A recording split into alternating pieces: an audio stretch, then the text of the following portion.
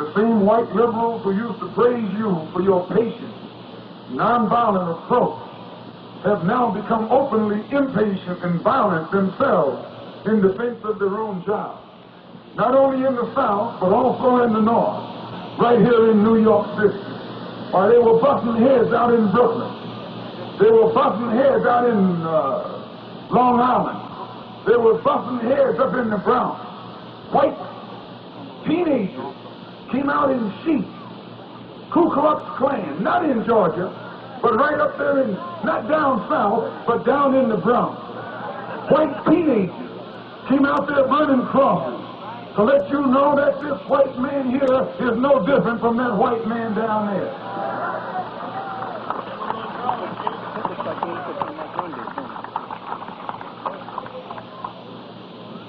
White Nazis, not in Germany, right here in New York City, up there burning crosses, had a carload of guns ready to come at you like they came at the Jews over in Germany.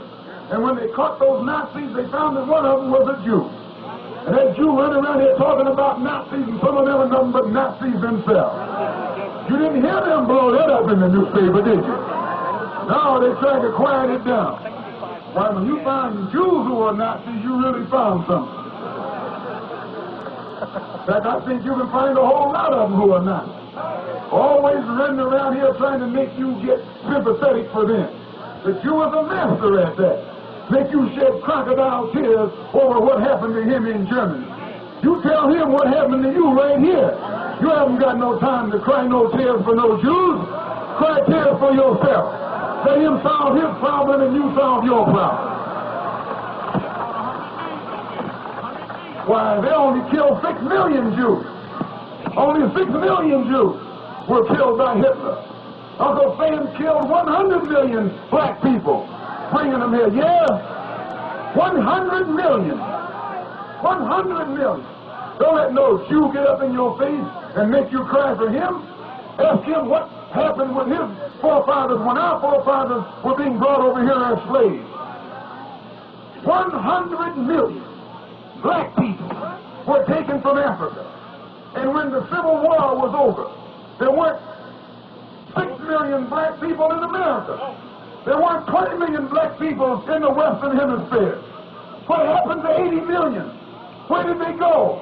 Where did they disappear? Why, that dog dropped them in the water and worked them to death. He murdered them. He butchered them. He mutilated them. I mean 80 million of your and my forefathers. And you think that God is going to forgive him for that? No. You might be dumb enough to forgive him for it, but God won't forgive him for it.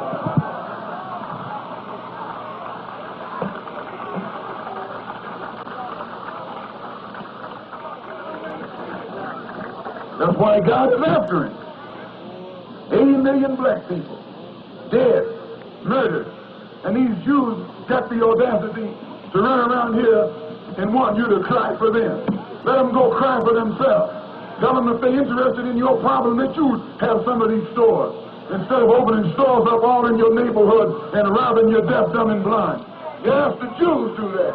And some of them blue-eyed Jews are going to walk away from here and say that I'm saying something anti-Semitic. Anti-hell.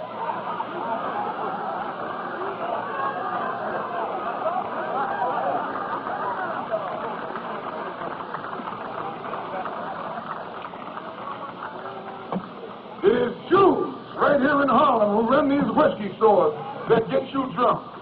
It is Jews that run these old run-down stores that sell you bad food. It is Jews who control the economy of Harlem and use it for themselves and for the benefit of Israel. And got nerve enough to walk around here joining some NAACP or CORE and think we're going to be blind to what they're doing to us. No, someone better pull their coat.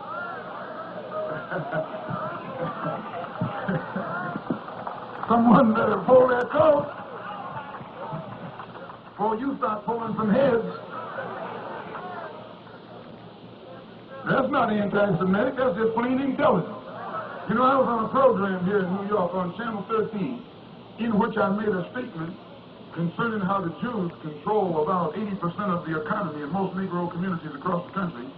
And the Jews organized themselves and wouldn't let their thing come back on Channel 13. It was two interviews. One was done by Baldwin and one was done by me. The one I did two. One was short and one was a 30-minute derivation, 30-minute duration. And at the end of it, you remember Morgenthau jumped up and said that he's not responsible for anything I said. Well, I can understand why he said that, because during that same week, these same old so-called liberal Jews who claim they believe in free speech and all that old kind of stuff, they got together and prevented the showing of that interview again, simply because I had made the statement on that the Jews are the ones who are robbing us and exploiting us up here in Harlem and across the country.